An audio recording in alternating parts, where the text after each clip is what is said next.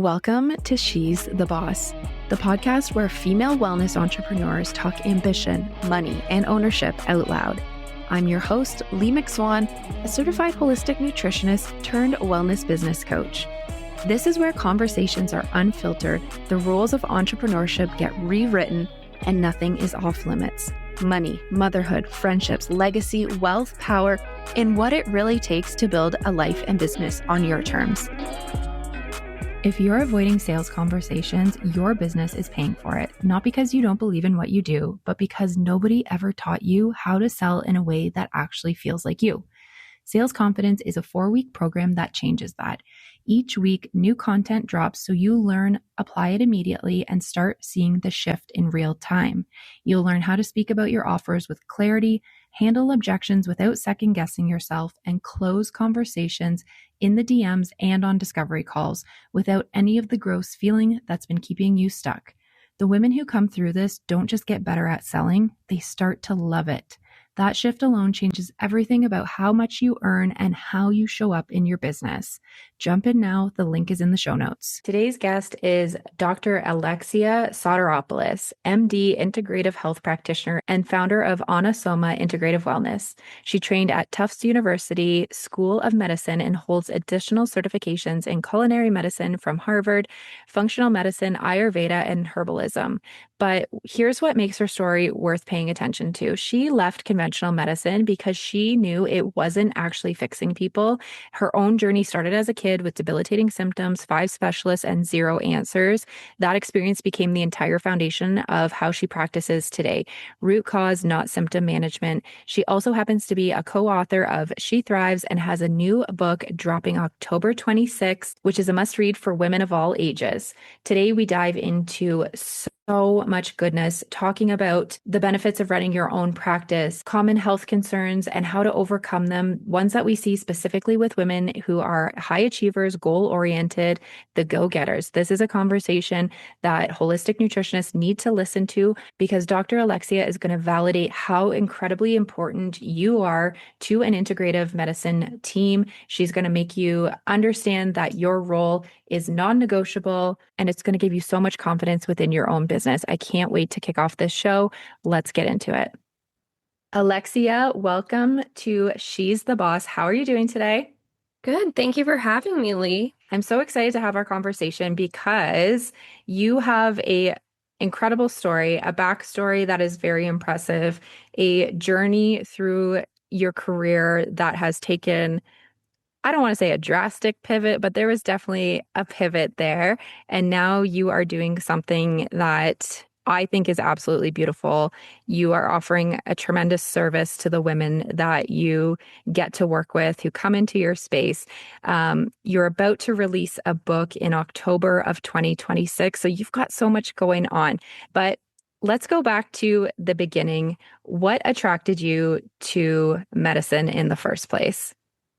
So I always knew I wanted to be a doctor. I said it at my preschool graduation.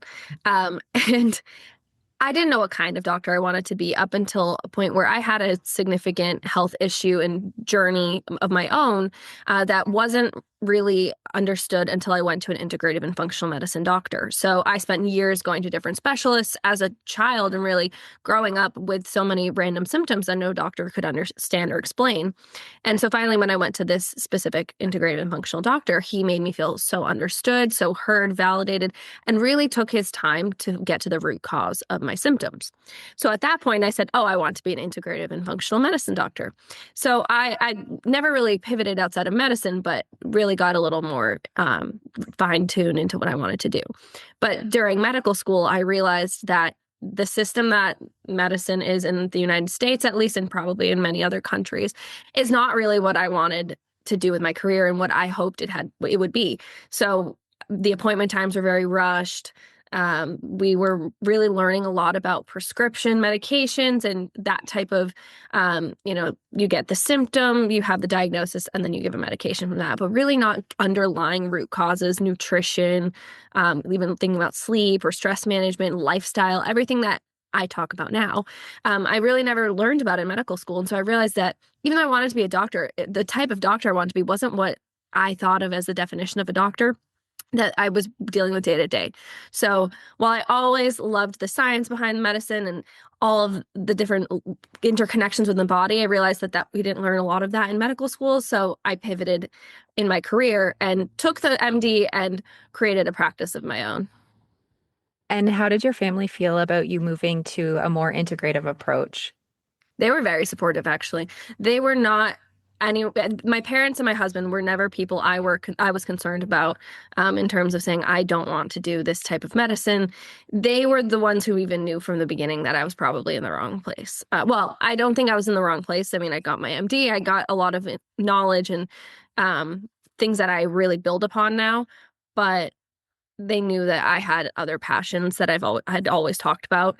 So they were very supportive. That's amazing. That helps a lot, right? Having that support system, especially when you go from saying, I'm going to be your traditional physician to I'm going to do integrative health. And a lot of people would be like, well, what is that even? So talk to us about who you're working with right now and how you're supporting women after you've created your own practice that gives you a lot more freedom to get to the root cause and address some really intense health issues that women are experiencing. Yeah. My practice is mostly women. As you mentioned, I would say upwards of 90% of my clients are women. I work with anyone from, young children up until postmenopausal women for the most part. But the majority of women I work with are in that late 30s to early 60s range. So really thinking about perimenopause and menopause, and also getting some of those clients in there who are thinking about fertility. So a lot of pre-fertility clients as well. But really, a lot of people are coming to me with hormonal issues or just not feeling well, not feeling like themselves. They're kind of burnt out. They're high functioning people, but they're kind of burning themselves to the ground. So a lot of issues with sleep, energy, sometimes weight as well, really just feeling inflamed and not like they wanted to feel to optimally thrive and function. So they come to me, we work on getting to that root cause with whether it's functional medicine lab testing or really just understanding the story of them and their history. And so whether that is through their lifestyle and their job and their boundaries and or their family life and thinking about things in different ways, mentally reframing things, and putting all the puzzle pieces together through that lifestyle, nutrition, and also all the other facets that I mentioned, combined with the lab testing so that they can heal naturally and really thrive and feel their best selves finally, and restore balance there. Yeah, I love that. You work with some high functioning people and high achieving people. When we look at it specifically as women, what are like, if you had to nail down the top three concerns that high performing women have or issues that they have related to their drive and their achievement based goals and stuff like that, what are the three biggest things that you see in practice? Typically, most women come to me with issues like fatigue, brain fog, and some other type of hormonal metabolic type concern. So whether that is belly fat or just general inflammation somewhere in type of like weight, kind of holding on to things where they can't really let go of that. And typically, as you mentioned, it all stems a lot from that lifestyle of just that go, go, go mentality. They've been so high achieving. They take care of everyone else. They're doing everything around their house and their jobs. They're really successful in what they're doing, or at least they were up to a point. And a lot of times now they're saying they can't keep doing this anymore. And so then they realize now they haven't been sleeping for years. They're just chugging through the day with coffee. They can't really get through the day without any of that. And every year they've been gaining 5-10 pounds. And now they look back and they say, oh, well, 10 years ago, I was so many pounds lighter. And now I can't even look at a piece of candy without gaining 5 pounds. Mm-hmm. I hear that all the time. Like they'll say, I look at bread and I gain 5 pounds. And so it's been anything like that where they've been going for so many years and they're perfectionists in that sense where they're achieving in every other aspect of their life as much as they can, but now they've kind of hit a capacity and now they're starting to burn out and now they're tired and not sleeping well and just really not healing in a proper way. And so for the women that are listening, that are like nodding along, being like, yep, the bread story is me. Yep, the brain fog is me. The belly fat is me. What are some really tactical things or tips and tools that you could give somebody to try to start moving the needle today to help them get their health back on track, despite the fact that their lives are very busy? There's a couple of things. So one, on a side, if you have a practitioner in your corner or someone that you know you can work with who can help you, guide you in that way, that's always going to be a little more beneficial than trying to do it on your own. Having someone look at your lab work or really take a deep dive and an overhaul into everything that you're doing can be really beneficial. Now, that's not saying taking an overhaul and completely changing everything. I want women listening to realize that they have so much power within their hands to change their health themselves. So 80% of chronic disease is due to lifestyle. So that means you have the power to change so much, whether that is with your diet, your movement, your stress management, and your sleep quality. And so practical tips would be to, first of all, find time within your day where you can prioritize yourself. Because most of the time, these women are saying they don't have time to work out. They don't have time to cook any dinner, and so they're getting takeout.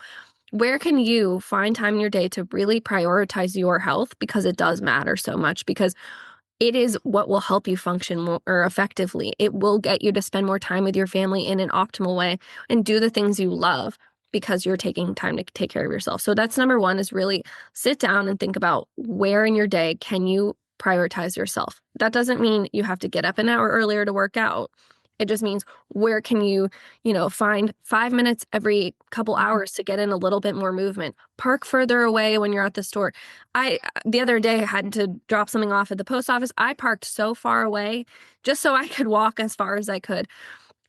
So point being, try to do those things throughout your day where you're just being a little more intentional and mindful about your health, because everyone can do that.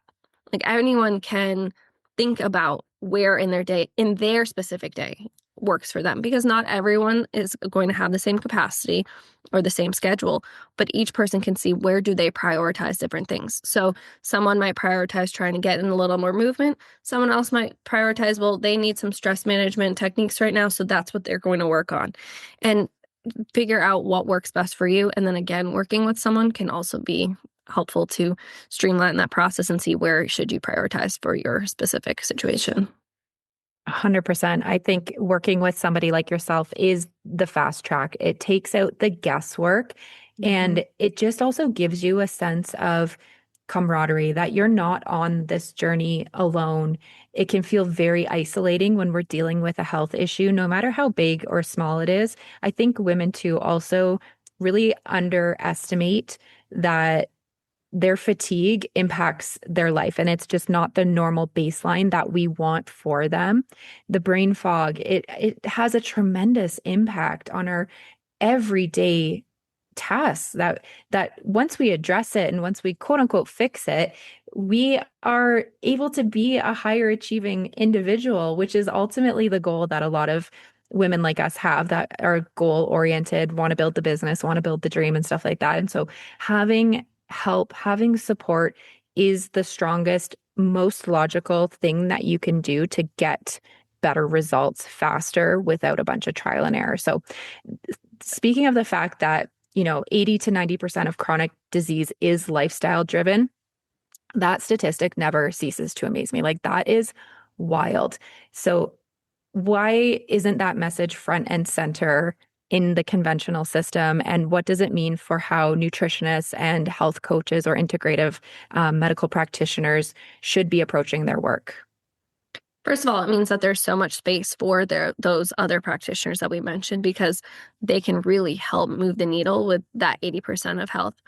Unfortunately, the traditional medical system treats acute and chronic diseases or pathologies is kind of similar and puts them under similar umbrellas of just, symptoms, diagnosis, medication, as I mentioned, not really thinking about those underlying root causes. Because in an acute setting, we don't care about the underlying root cause. We want to fix that. And that is where traditional conventional medicine really thrives. It's that acute, emergency-based surgeries, things like that, where you really want to rely on that type of medicine. And that's where it's very valuable. Chronic, on the other hand, conventional medicine doesn't do a good job at handling and managing chronic conditions. And when I mean managing, I mean that's really all they're doing. They're kind of putting band-aids on it, kind of dampening symptoms, but they're really not looking underneath. For example, I was taught nothing is really reversible, like type 2 diabetes, Oh my other God, that's chronic terrifying. diseases.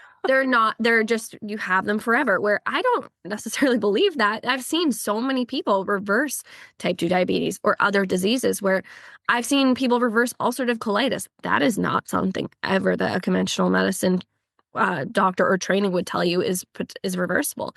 So many autoimmune diseases, they would say they're just in remission, which we could talk about definitions, but really there's so much you can do with lifestyle. And I know these people have fully reversed those with lifestyle, whether that's diet or stress management. And a lot of it was really, stress from their job leading to certain symptoms. And with these women who are achieving to keep growing in their fields, they're not realizing that that can sometimes impact their health. And I'm not saying they shouldn't. And there's room for both. And really also prioritizing your health within that and your boundaries can make a big difference while you're climbing that corporate ladder, for example, or while you're building that business. There's some things you can do so that you don't get to that point where other women that I've worked with, had all those chronic diseases that conventional medicine just told them they have forever. Yeah, it's actually wild when you think about it and how many people are left stuck and suffering, not knowing because they were never given the information that there is remission aside. The goal is that somebody's living a healthy, vibrant, easeful life, whether or not we call it remission or overcoming or whatever, it's irrelevant. The person feels better at the end of the day, and that should be the goal of every practitioner. For the holistic nutritionists who are listening, they're often working with clients who are also seeing the conventional doctors. What's your advice to them for navigating that relationship, especially if they have an MD who isn't necessarily aligned with that root cause approach? It's really going to be about education especially for the MDs who you said aren't aligned. Hopefully, we get to the point where most of medicine is this and what we're talking about. And so doctors are very much receptive to that. And I know that a lot are getting to that point, but a lot really aren't and think that this is all woo-woo and crazy. So really education in general is going to be important. And for those specific practitioners, holistic nutritionists, whoever it may be, working with specific clients who have MDs who are not as receptive, again, it's really being clear on your communication. First of all, making a clear delineation between what you do and what they do, but doing it as best you can to focus on the lifestyle piece, because then once their doctor sees the improvement they have, it might actually, you might be the reason that they're now, believing in that or understanding why this type of work is so important. I have clients who have transformed things with just diet, and their doctors will say, wow, you only did this with diet? That's amazing. Because they've never really thought about it or seen it. So there's so much that we can show those other doctors or other practitioners who are very much conventionally trained. There's a whole other world. And I hope that as we go forward, that more of them understand that there is more to medicine than just what they learned. But it'll take some time.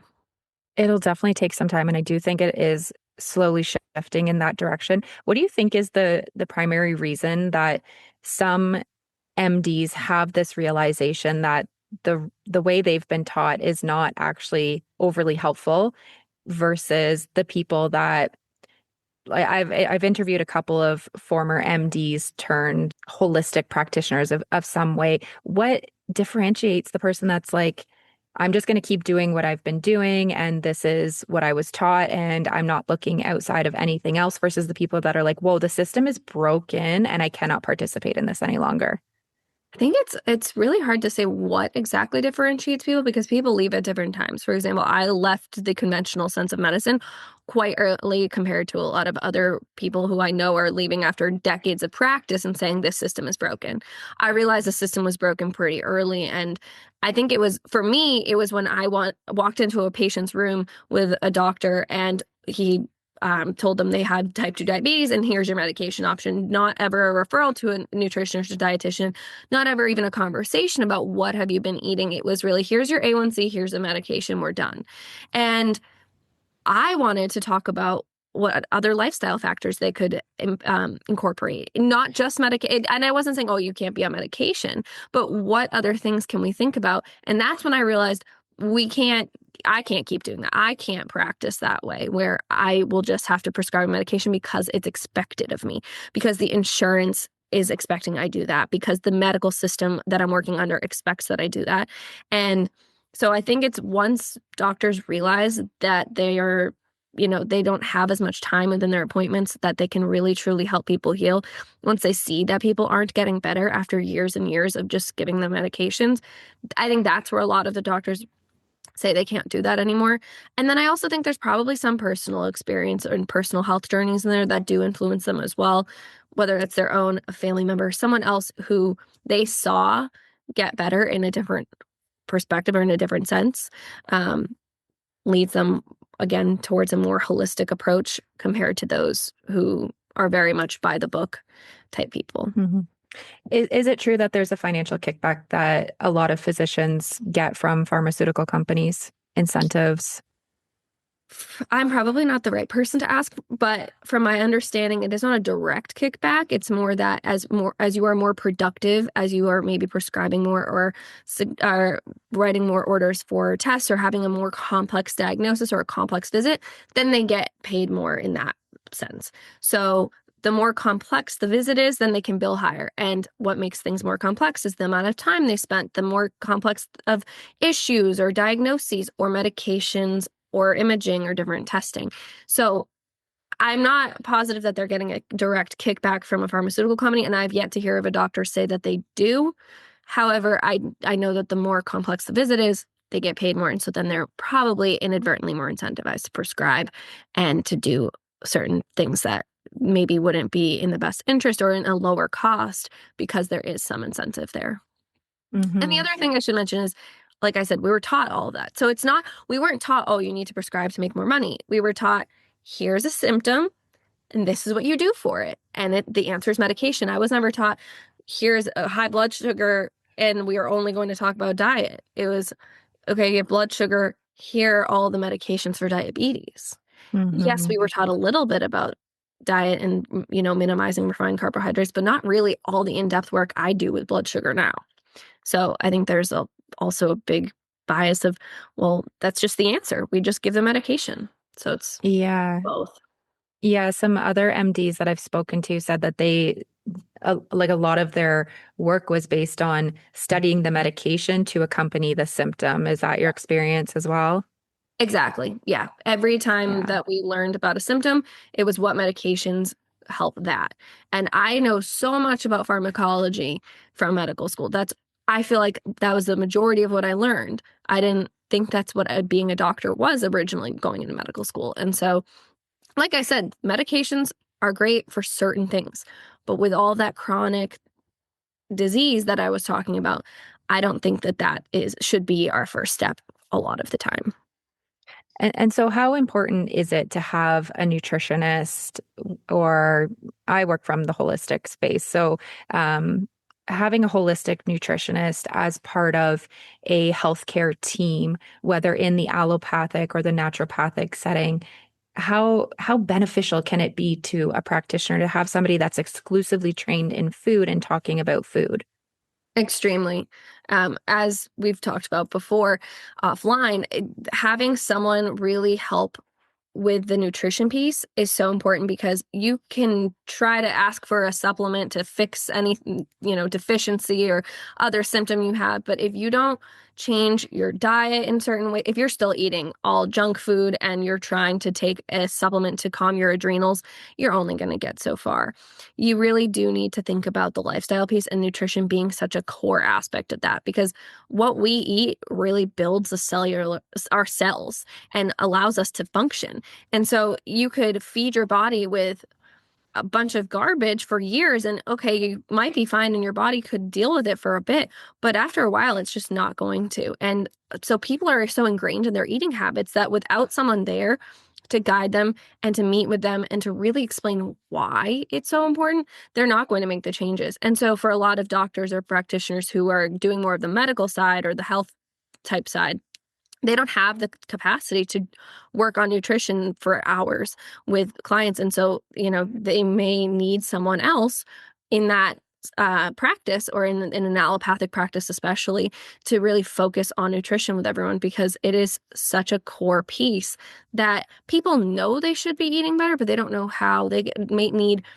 help with, how do I meal prep? Where can I buy certain things? Where can I find different alternatives? What alternatives even are there? And so they need a lot more guidance than someone just saying, eat more fruits and vegetables, eat more whole foods. What does that really mean? Yes, that's a great guideline. And at least at a minimum, all doctors should recommend certain things. But they don't have the capacity, especially in an allopathic sense with the quick appointment times. If they talked about nutrition, they would get nothing else done. Yeah, it's definitely a robust conversation that needs to happen. And food is the thing that, other than sitting with our thoughts, it's the thing we do most often throughout our day and is absolutely required for our survival. So this is the kind of message that I want the holistic nutritionist listening to hear, is that don't undervalue what you know and how you can help. I'm curious what your advice would be for the nutritionist listening who keeps referring her clients out to a functional medicine practitioner, and that's rooted in her lack of confidence. I think this ties into what we just talked about, but what would you advise her or want her to know about her very important role in healthcare? Know that even though you may feel like you have some limitations, or you might, in a sense, that you're such an integral piece of that care team that we mentioned. And there is no replacement for the type of work that you do, because, like I said, there is a capacity that a lot of doctors have, or a lot of other practitioners you may be referring to have. They don't have the time to go as in depth. They could make a basic meal plan. They could do certain things, but there's still so much more that you can add and provide to the clients or the patients that they can't. And so referring is not something to be ashamed of. It's actually more just showing where you might want more help with, or where you feel like it's your acknowledgement that the patient or client in front of you has more to their story that they can benefit from, and that where your practice constraints are. And so it's really it's not something where you should try to stretch yourself thin to try to be the all-in-one for each person. It's really showing that you know your specialty, and that you are very good at what you do, and that you know where other people can also come in, and make it more of a collaborative environment. And I think healthcare should move more towards that collaboration, because right now, and this is a little separate from the holistic nutritionist part, but we refer to all these different specialties in traditional medicine. And that the referral part is what I was saying is good for the nutritionist to do, but the collaboration and the communication and that part is what we're missing a lot in medicine. And so highlighting that is important, and making sure that you are still communicating, collaborating with the other people you're referring to is also going to benefit the person in front of you more than ever. Yeah, I love that. It is a collaborative effort for the betterment of the client or the patient. It's such a beautiful message. So don't be afraid to step into your power as a holistic nutritionist. You have so much value, and one of the things that we can offer people is the deeper explanation of things. We can go into, okay, why would you want a methylated B12 instead of cyanocobalamin, and explain where we can get those nutrients from the food. I know so many holistic nutritionists that they don't just want to say eat more whole foods or follow a paleo diet. They want to educate and liberate. And I think once we have people that are educated around food, that's when we see that shift happening, and it just complements everything. Somebody that has their diet dialed in specific to them, their needs and their autoimmune conditions and all that is going to get better results when they have their next appointment with you, and vice versa. So nutritionists listening, pitch yourselves, start working in collaboration with other practitioners, because you are so valuable. What's one thing that you wish more women understood about their bodies that would change everything related to their health? I wish that women knew we are not small men. So most of research up until, a couple 20 years ago or so was done on men. And so women are 51% of the population, and yet we are so under-researched. That's changing now, and there's so many people doing research and really putting an effort into women's health, and I think that's great.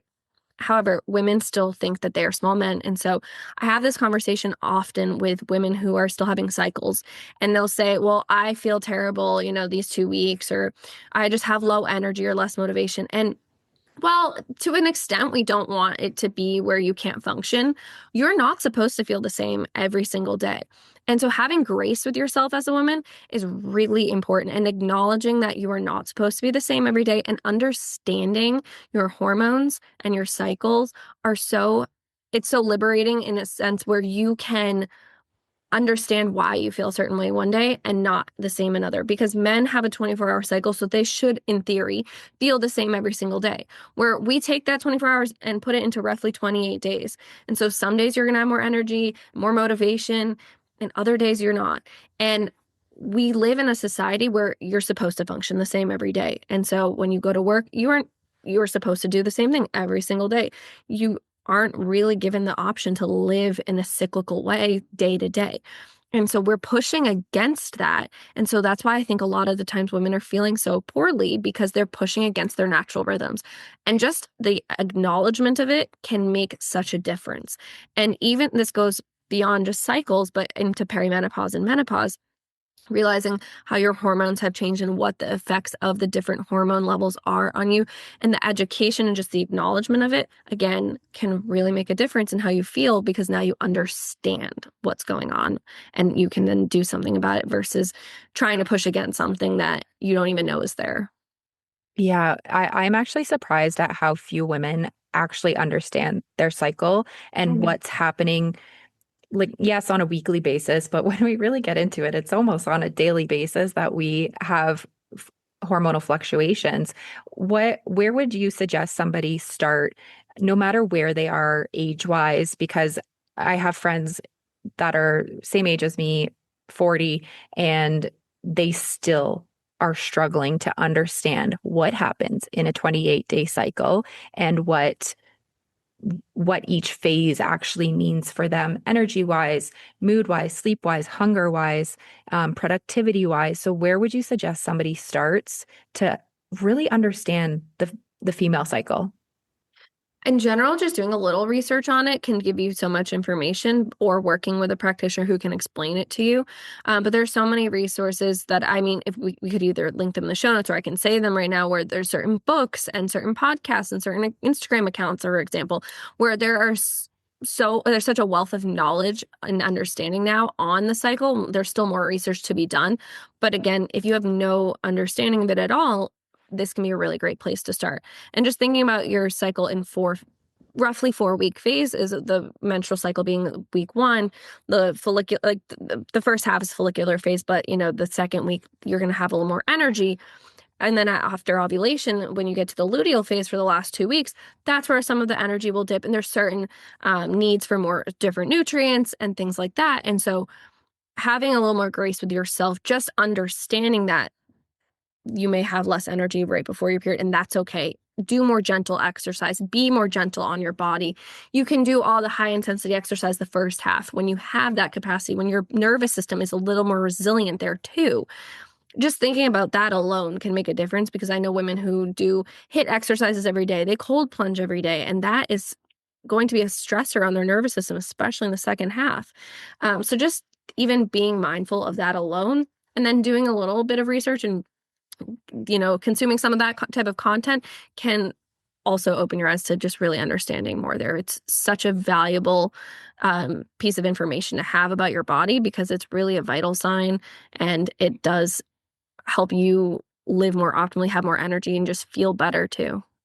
Yeah, and understanding your cycle really moves you away from thinking like you're a little man, and stops the things that are actually quote unquote healthy at certain times in our cycle are actually damaging. They're contributing to the adrenal problems, the thyroid issues, like cold plunging and fasting. Those are the two big ones that I don't see enough women shifting when and how long they're supposed to be doing these things. Like cold plunging temperature wise also is our cold plunges should not be as cold as men's. We physically cannot tolerate it. It is not a way to help us adapt to stress. It actually creates more stress and actually causes us to store more fat. So these little nuances, this is the stuff that I really wish women would start just spending a little bit of time understanding, because a lot of their health issues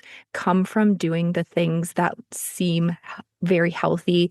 You know, we hear something on Instagram, a 30-second reel that doesn't give us any context whatsoever. It doesn't address the female body and when and where and how long, at what temperature we should be doing things. How do you go about advising women for one of the kind of quote unquote trendier health trends, which is fasting? Because there's a lot of information out there about fasting, and I would just love to hear your take on it.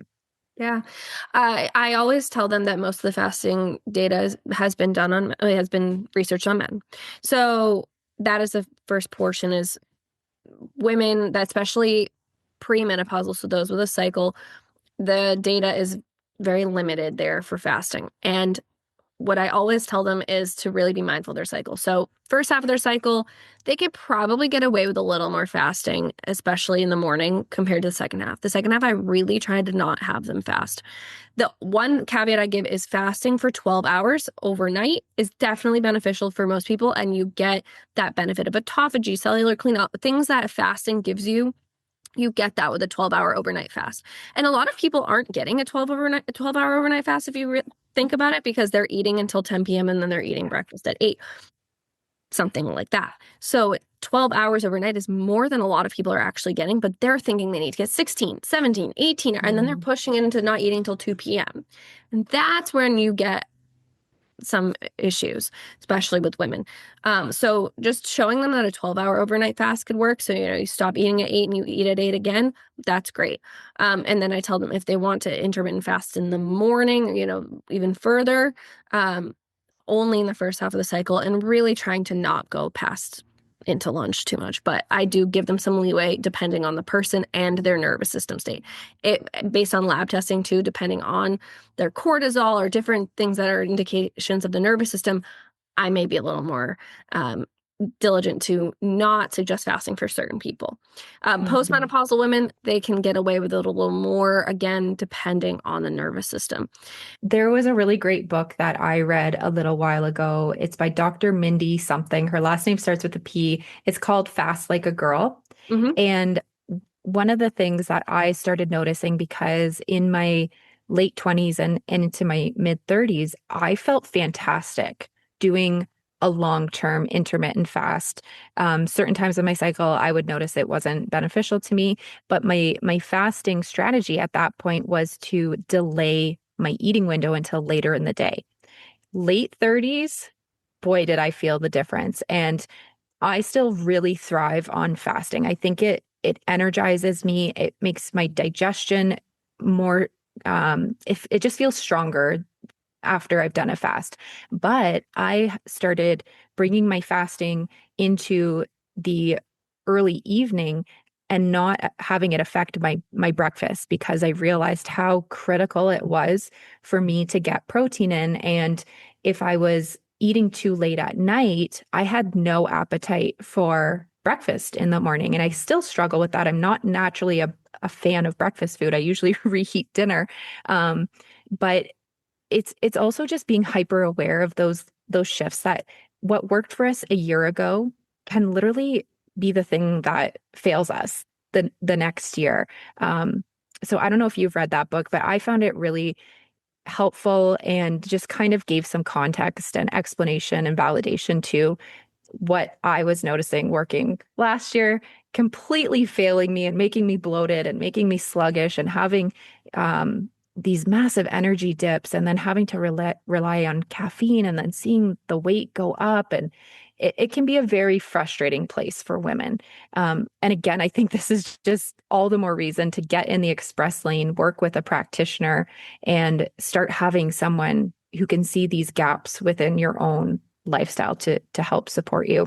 One thing that I really want to talk about before we sign off is the type of work that you're doing. You're working now on your own practice, how freeing and fun and liberating is that now to be like the CEO of your life and your profession? Oh, it's so amazing. I look back at when I was in medical school or even in college and just think, how did I live that way? How did I respond to someone else and not myself? Which is great. No, I love working with my clients, and being able to see the changes right in front of me with the things that we do and give them the time to work with them. Like I work with them, for hours compared to when I would have worked with a patient for 15 minutes. So I love that I get to do that with them and give them the time and the listening ear that they really need and really putting those puzzle pieces together. And then at the same time, by building my own practice, I get to do other things that I love. So I have now been doing some speaking engagements and keynote speaking, as well as now I'm going into corporate wellness a lot. So working more in the HR department of many companies and doing larger engagements there where we're talking about different topics related to the health that we've been discussing for their employees. And then also writing books. I have a lot more time and the ability to choose my schedule and pick what I want to do and expand my business that way. So not just with my clients, but also in different avenues to reach more people that way too. I love this. And talk to me about the book writing process, because I hear a lot of people being like, it was the best thing I'll never do again. Do you share that sentiment? I would definitely do it again. I mean, this is the second book. So the first book I wrote was I co-authored with 22 authors, so only really wrote a chapter. And then this book that I'm writing now, coming out in October, it's called Restoring Balance: An Integrative Approach to Women's Health Through Nutrition, Lifestyle, and Systems Biology.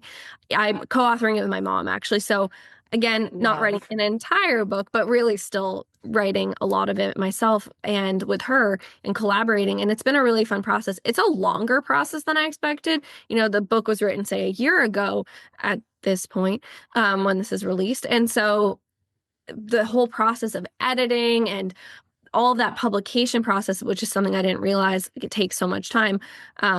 It's definitely not something where you could say, I want to write a book and publish it tomorrow, but I would do it again. I think it's really great to get your story out there and then see something tangible in front of you is just really fun. Yeah. And this book, we're going to leave a link for pre-orders in the show notes.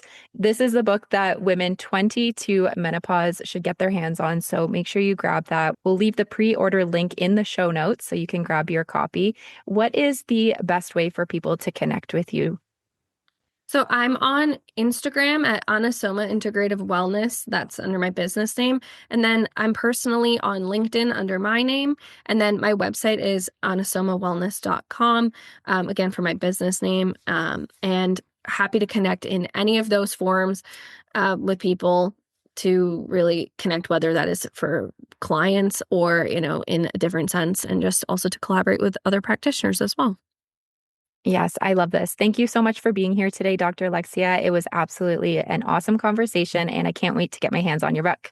Thank you so much for having me. It was great.